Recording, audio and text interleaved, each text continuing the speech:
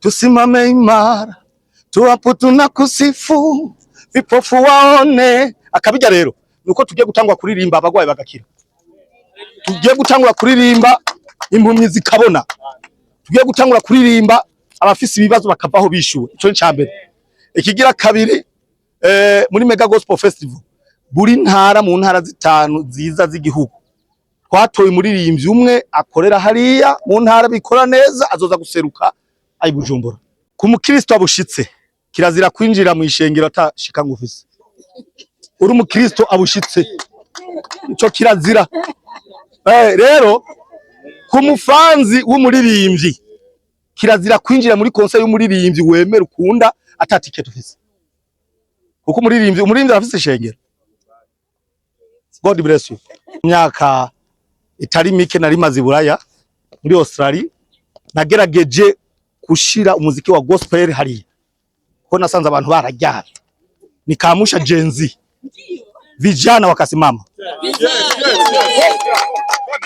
Aho hageze igihe mu mwaka wa 2025 ariho mubona narose award y'umuririmbyi w'umwaka. Sinayihawe na kampuni, nayihawe na leta ya Australia. Igitaramo mpuzamakungu kizamwa abantu bose bavuye mu mpingo zitandukanye, America, Canada, Europe, hirya no hino. Maze kugikora muri Australia ibice bitandukanye, ariko naravuze ati mbere yuko mbandanye ibindi bihugu America, Canada n'ahandi ntegezo kumanza gutaha muhira.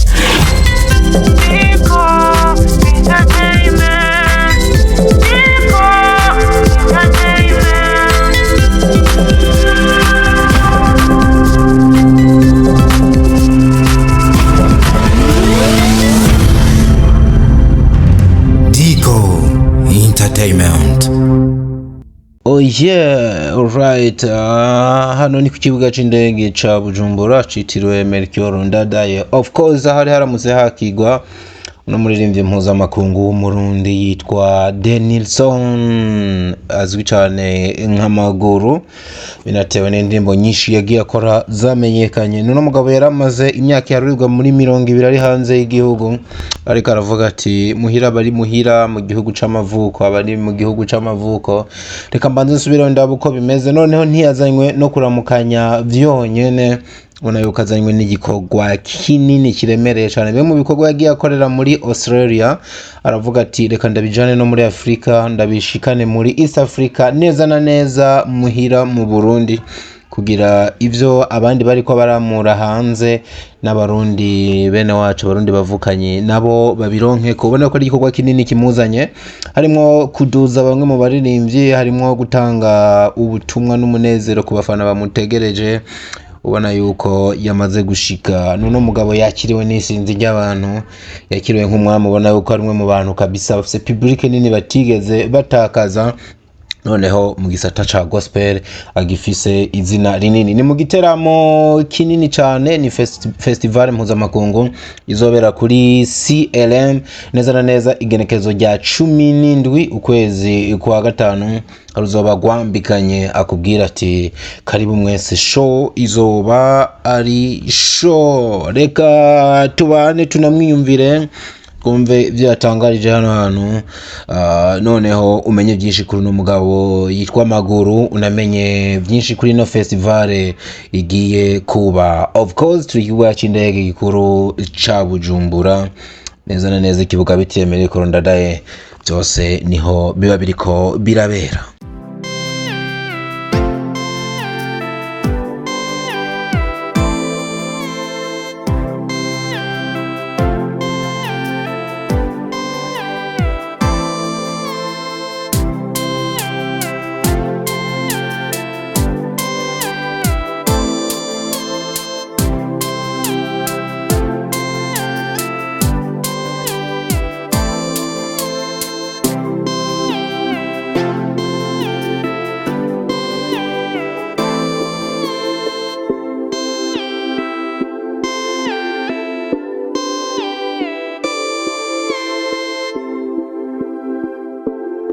Shalom, shalom.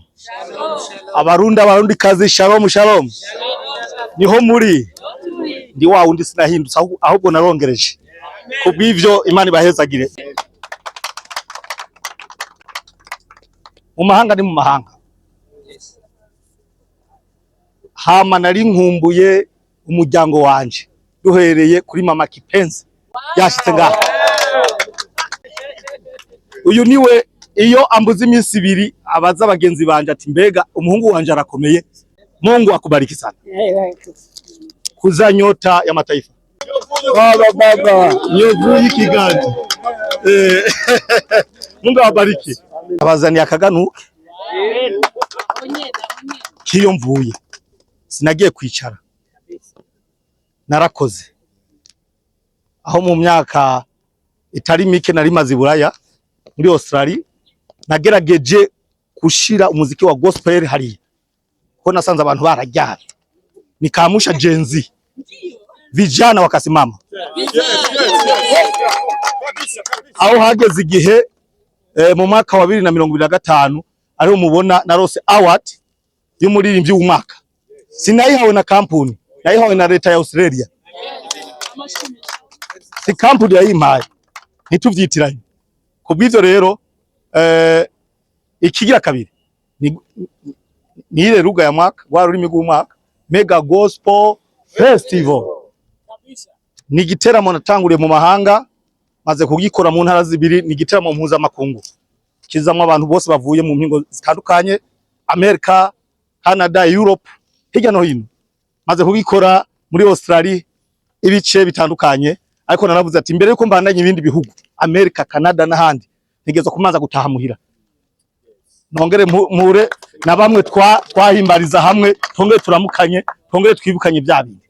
Suko nyene none burya hariho impano nyinshi cyane zidakura kuko zidashigikirwa.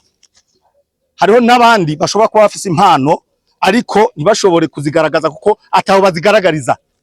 Hakabaho n'abandi baririmbyi iyo bashitse ahantu Imana yabashikanye badasubira guhindukira inyuma, baca bavuga ati twashitse ugasanga bagize n'akagwi kabo. Ariko Mega Gospel Festival turondera impano ibishoboye, hama tukayiha platform ikagaragaza impano, kuko iyo utavyara uburi ngumba. Sasa sisi sio matasa wa industry, tukeneye kuvyara tugire generation yindi, kuko yatumye turirimba ibikorwa byacu bikamenyekana, nishobora gutuma n'undi hanze wundi muririmbyi ibikorwa bimenyekana. Rero Mega Gospel Festival irahakana kwigungana ivy'Imana yagushizemo mu buririmbyi. Twebwe rero twahagurukije iyo platform, siyo mu Burundi niyo kwisi nzima, kandi Imana ishishikari yije imbere. Ora n'ubu urugendo rwabaye rurerure, nta nyambo ibura gahonze, mu rugendo haba ibibazo birebire, ariko twarabonye ukuboko kw'Imana. Ivyo byonyene ryonyene rirahagije. Mu Burundi dufise impano zikomeye cyane, dufise abaririmbyi bakomeye cyane. Ni kimwe gusa dusenga Imana kugira ngo Imana iduhe kwagura, kuko muziki w'u Burundi urashobora kuba umenyekana ngaha mu gihugu cy'u Burundi, ibikorwa byawe bimenyekana, ugasanga East Africa biragorana. Rero ico tukeneye ubu tufashana nije na majenzi wote twinjire East Africa, kubera iki bidashoboka. Tusimame imara tuwapo tunakusifu, vipofu waone. Akabijya rero nuko tugiye gutangwa kuririmba abagwaye bagakira, tugiye gutangura kuririmba impumyi zikabona, tugiye gutangura kuririmba abafise ibibazo bakavaho bishuwe. Ico ni cyambere. Ikigira kabiri, muri Mega Gospel Festival buri ntara mu ntara zitanu ziza z'igihugu twatoye umuririmbyi umwe akorera hariya mu ntara bikora neza, azoza guseruka ayi Bujumbura. Akona kandi bisobanurwa gute? Hariho ukuntu umenga uburirimbyi, hariho abaririmbyi b'Igitega, hariho abaririmbyi b'Ingozi, hariho abaririmbyi ba Burunga hariya iwacu Inyanzarake. Jesi ni Inyanzarake center, ni hajya ku Muyango uraduka ufata imoto.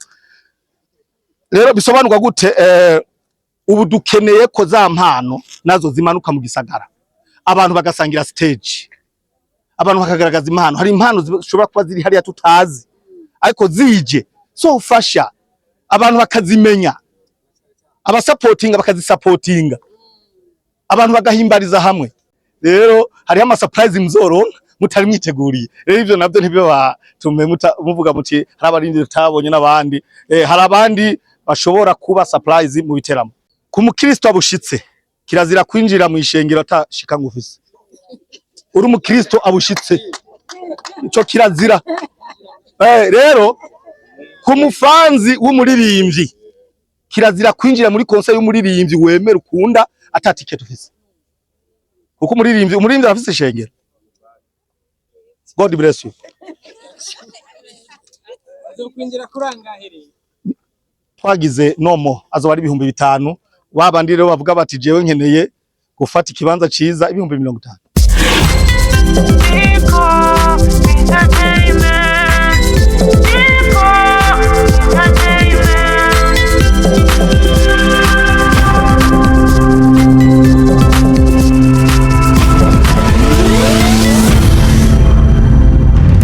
Dico Entertainment.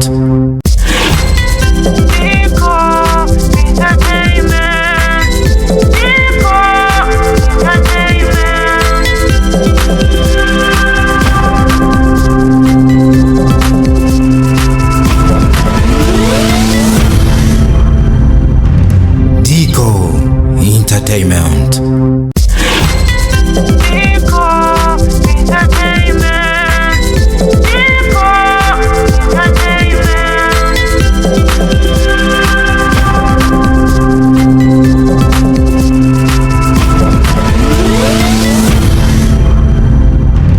Dico Entertainment.